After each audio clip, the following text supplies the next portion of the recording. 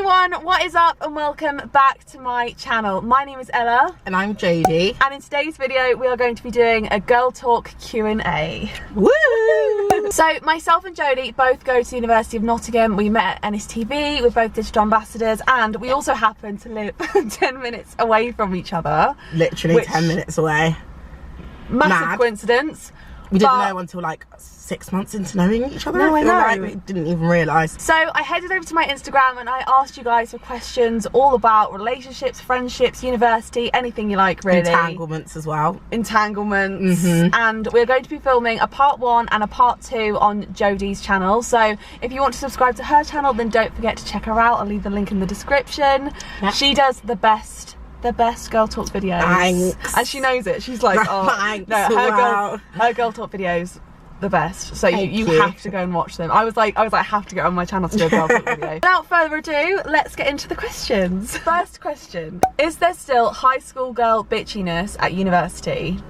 And I think in my first year I definitely experienced a lot more bitchiness than I do now. I'm in house, but in halls I feel like there definitely are still the whole clique thing, and people still do have their groups. Yeah. But it's not as present as school because you don't have to mingle with those people. I do think high school bitchiness, there's bitchiness, but I wouldn't say it's high school bitchiness. Yeah, if that makes sense. There are still people who act like they're in high school, but that's on them. Like in first year, people are trying to figure out who they are, who they want to be friends with.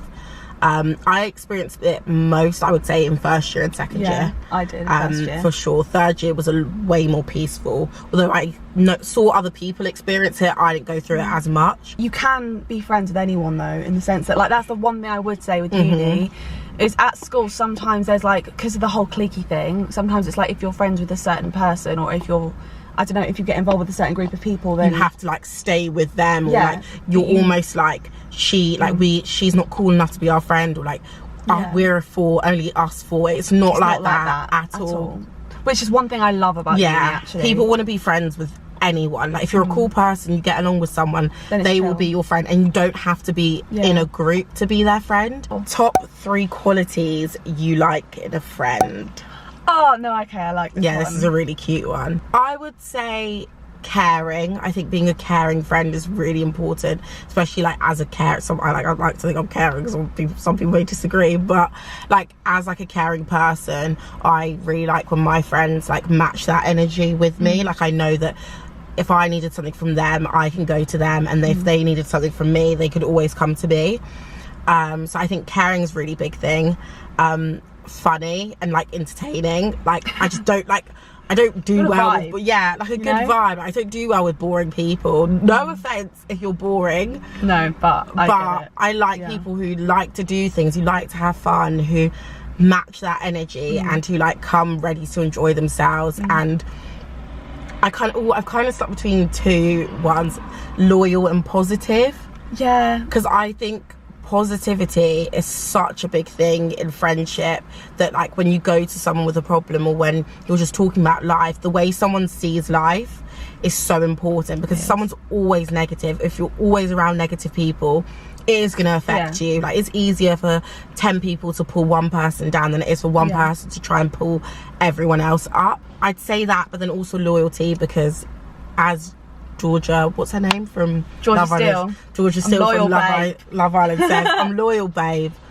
So yeah, loyalty I think is very important, but I'm probably gonna go with positivity, because I think that's such a big factor in life. I think they're really good qualities. Yeah, so the first quality I would say would be positive. So same as exactly as you. Mainly because I feel like when you spend enough time around negative people, it can have such a massive impact 100%. On you. And I've noticed that like when I spend time with people, not necessarily people who are down. When I say negative, I don't mean down. You don't mean people having a bad day or having a bad moment. No, I would never. Everyone has that. Yeah. It's more just like everything is like, it's the glass half full and the glass half empty mentality. Yeah, it's the way you see things in life. Yeah, pessimistic. Yeah, or it's people that like constantly want to drag you down. And I have been friends with people that like actively look for things to like put you down about. Yeah, 100%. And I've just realised that those people just aren't actually your friends. Like your friends should be people who raise you up, who are happy for your success, who 100%. you know, want to congratulate you, want to be there to celebrate when things go right in your life. Like you should not you shouldn't have people in your life that are there to pull you down and are jealous, and you know. The second quality that I would look for in a friend is honesty. Actually. That's actually a good one. Because about that. like the thing is, I appreciate with friends it's not the same as being in a relationship. Like a friendship is not the same as a relationship, but I feel like there's got to be some sort of like understanding that like you're not like I can't bear liars. I've been friends with so many people who honestly lie about so much. Yeah. And it gets to a point when it's like, you know, like I've had friendships where lying has been so bad that it genuinely is like you can't trust your friends. Yeah, that you don't know what they're going to say or what they're not going to say. Yeah, you have to be able to trust your friends. Trust is so important. Like your friends should be like your support network. They should be, you know, the people that you can fall back on. And I feel like if you can't trust your friends, then that's just like, I don't know, that's just instantly, basically as soon as a friend loses my trust, and that's basically it, then like I can't go back on that, you know. But my third quality would be just sort of up for anything, bubbly, you know, like I guess you kind of said like funny, entertaining. But that's kind of like, it's just people who are like up for things. Like spontaneous. Do you want to do this? Why not? Like excited about life. Yeah, that's a good one. I just want people who like, I love being around people who are so excited about their life and are so excited about what they're doing.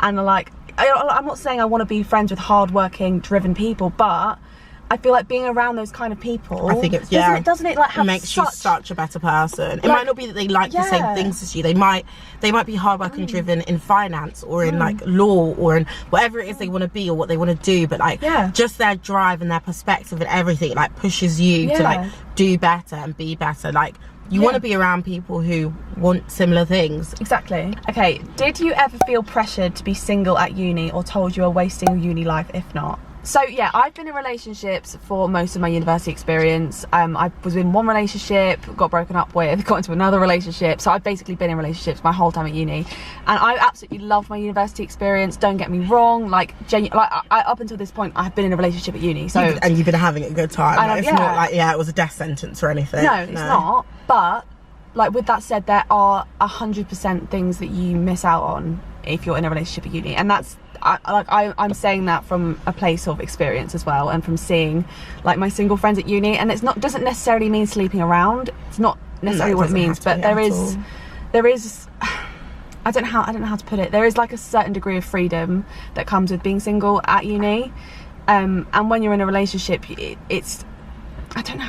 You can't be as frivolous. You can't be as. You're always thinking about someone else, and you. Not that you're like planning to go cheat or anything, but it's just that in everything you do, you account for another person in terms of like splitting your time with your friends, your work, and your boyfriend. Whereas someone who's single won't have to think about that extra person.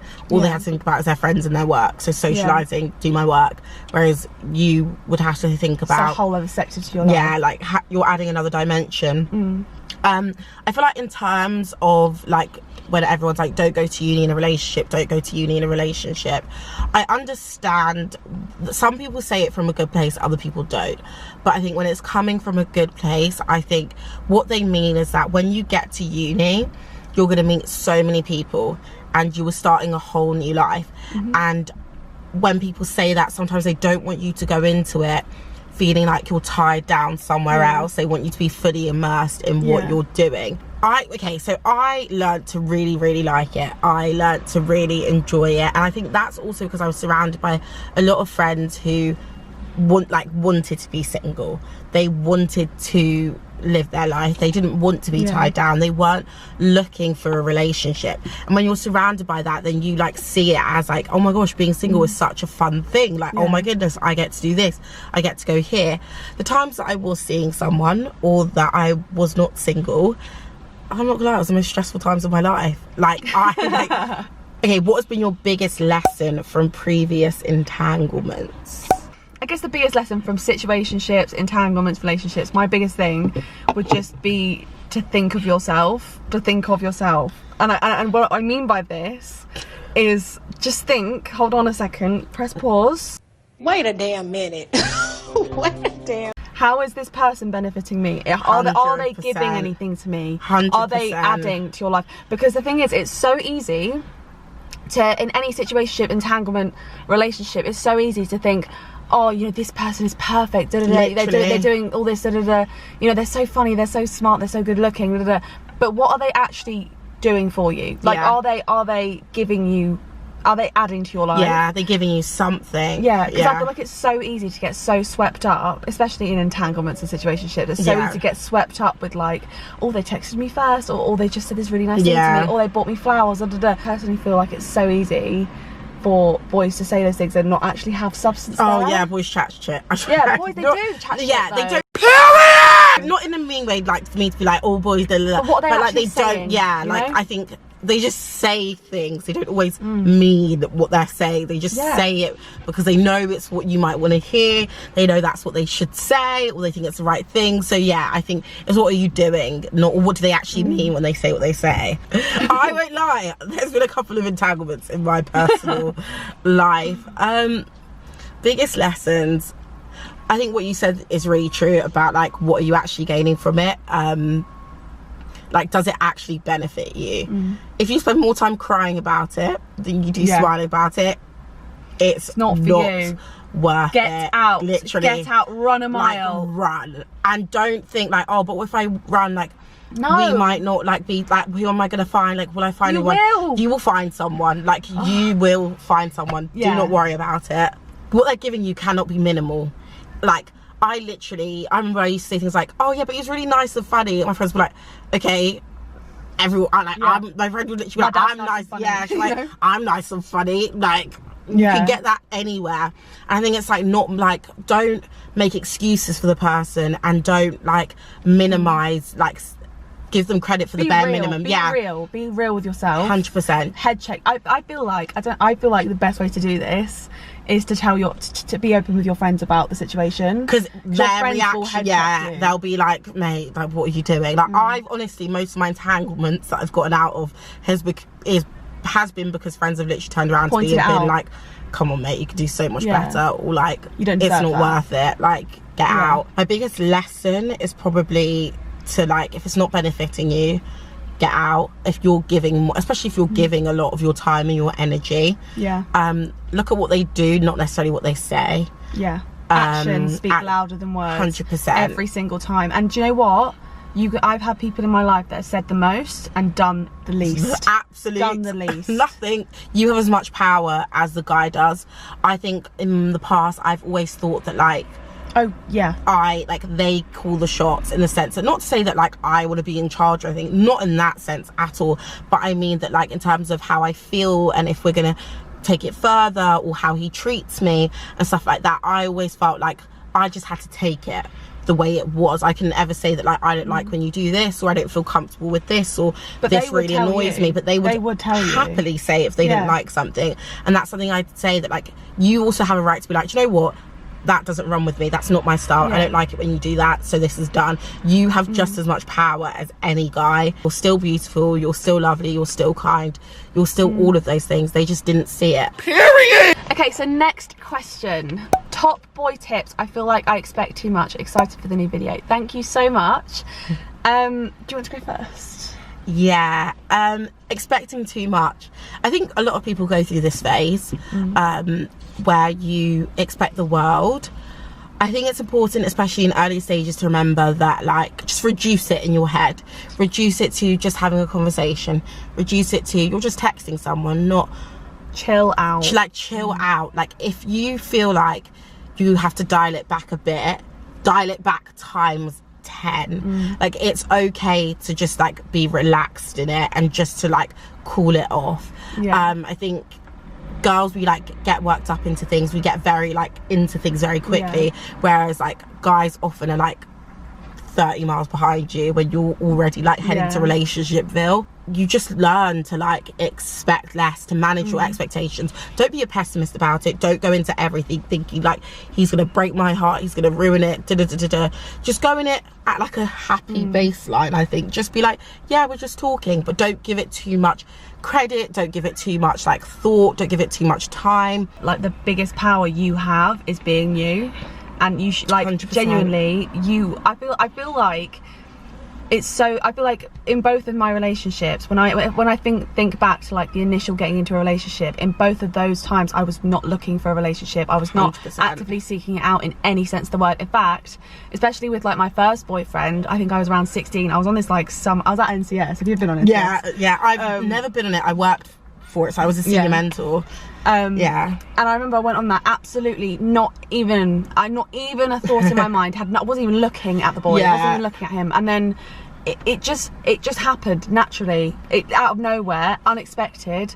And that was the same with the second boyfriend, to be fair. I remember the story of what you did that night. So like that story of how you and your second boyfriend got together is literally the epitome of confidence. Like, it would not have happened if you had not been that confident in that way. Do you know what I mean? Like, you were like, I'm that girl, like I'm her, and you just did it. And I to be fair, I might do a story time one day. I think you should. About it, literally just said it. I just said it. That is confidence. I can't believe the audacity I have. Yeah, no, I don't even know if I do that so much. Yeah, I don't think I do that. I don't know where that came from, but no, I rate it so much. Wasn't even drunk either. I don't know what. Honestly, mad. I thought it was Dutch courage. Mad. No, that's sick. Like, it's that sort of confidence. I do get like that sometimes though, but I feel like that's one of the things that I really like about myself. That's another thing.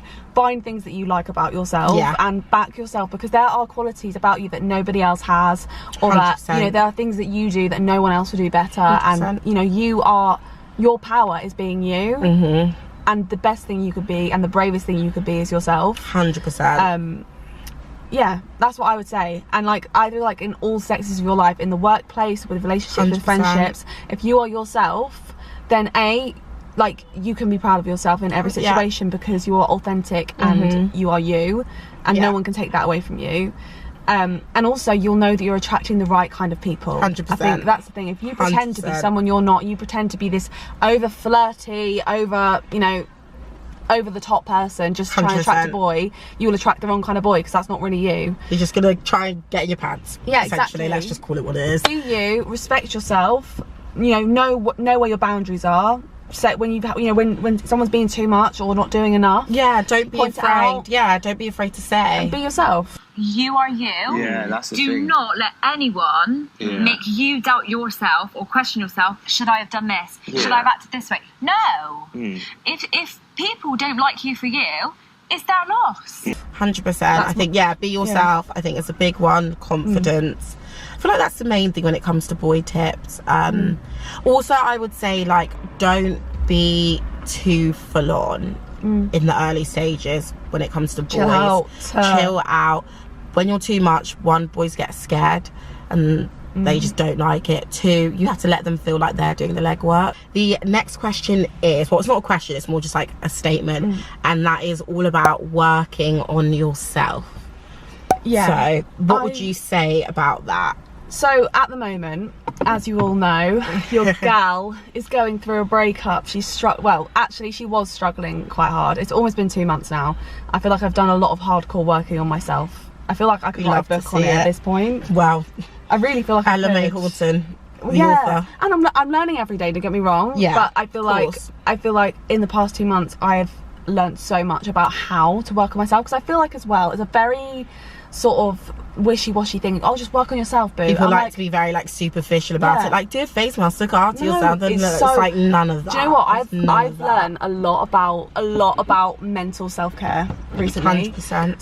So like recently, from like me personally working on myself, I've been doing this thing. It's called like journaling in like the law of attraction world, scripting and journaling. And basically, it's where every single day, every morning, you get a notebook and you write the date, and you have 2 different kinds of lists. First list is your gratitude list. So you write 5 things you're grateful for. And it sounds so. I've heard so many people do it, and I never really understood. I was like, but I'm grateful for lots of things, but what's the need to write it down? And the thing with writing it down is that when you write it all down and you look back at it, you go, oh, my life isn't a complete shambles. I do have things to be grateful even for. Like on the worst day. I've done it before for a time in my life. I'm very bad at like sticking to things, but I did it for a while. And it's even like on the worst day, even if like you're struggling to find stuff, it just puts things into perspective. Like, even if you literally, your world is falling apart, you're like, I'm grateful to be alive. I'm grateful that everyone in my family is healthy. I'm grateful that I have food in my fridge. It's very like I think it takes it back down to the basics of the fact that like you have something to be grateful for, 5 things to be grateful for. 100%. But yeah, you're saying you have your gratitude list, and you can look at, and the point of that is meant to basically make your brain realize that you live in abundance. And then the other list is your goals, but it's not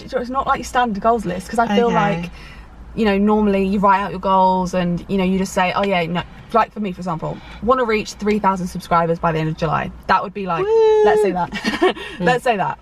But with like what I'm doing at the moment, you have to write it in the present tense as if you've already achieved it. Okay. So you say, I am so happy because I have 3,000 subscribers. It sounds so weird and wishy-washy, but it's almost like claiming it for yourself. But it's like, oh, it's like saying, for example, my university one, I've said I'm so excited to get a first, or like I'll write stuff like that. Yeah, because it's like putting your, it's like, it's basically teaching your brain that you deserve those things, and it's possible. Yeah, it's like the idea, like turning, it's like your possibilities. You're saying that like I can have this if I want to do it. Because no, I think that's really good. So very nice. That's mental self-care. There's also lots of other things, but you know, just spend time on you and focus on what you want from life. Yeah, because I feel like it's very easy to get caught up in drama and get caught up in what everyone else is doing 100%. And relationships and friendships, but every now and then, like, you need to recenter and think, okay, but what am I doing?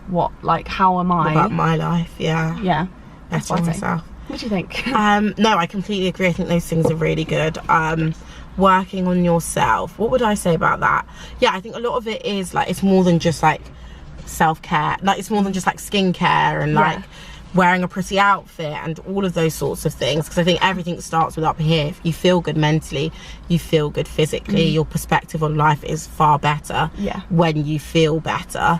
I would say for me, like personally, working on myself and like the things that I've done is like, so I'm a Christian and that's like my faith, and for me a lot of that is just like spending time in that and just like listening to songs that really like uplift me and make me feel better and just like put things into perspective. I think working on yourself is also like understanding that like it's a continual thing. You're always going to want to improve and be better and just like become a better person. Like, I think for the first, like not for the first time, but like right now, the place I'm in my life, like personally, not because of like anything I've done or anything I've achieved or anything I've got, and I think that's a really big part of working on yourself, is that you don't value yourself because of what you have or what you've achieved. You value yourself just like on the basis of like who you fundamentally are as a person, because the grades and the jobs and the friends and all the social life or the boyfriend and all of that, it comes and it goes.